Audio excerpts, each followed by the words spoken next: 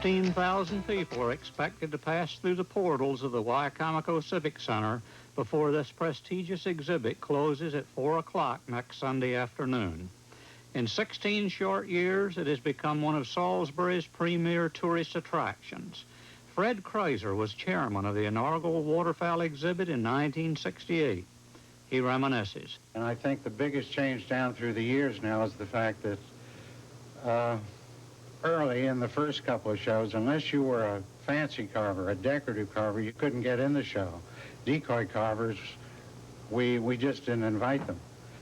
Paid attendance was somewhere in the neighborhood of 5,000. We were a little disappointed with 5,000, but of course things have gone on, and this is our 16th coming up, so things are getting bigger and better every year.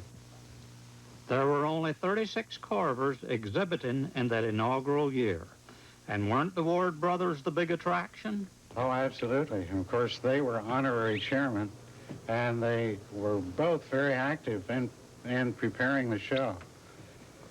And of course, I maintain right along that Lem and Steve Ward were probably the best known Marylanders throughout the country, possibly the world.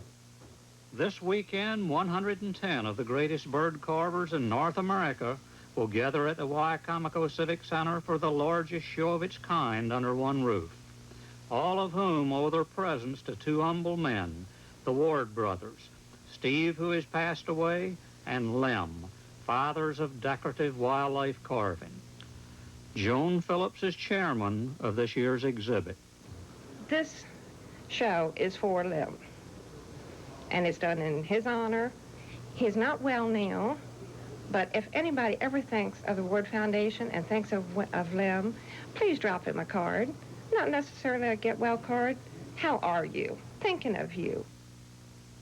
Scorchy is winter in our Del Marvelous land for WBOC News.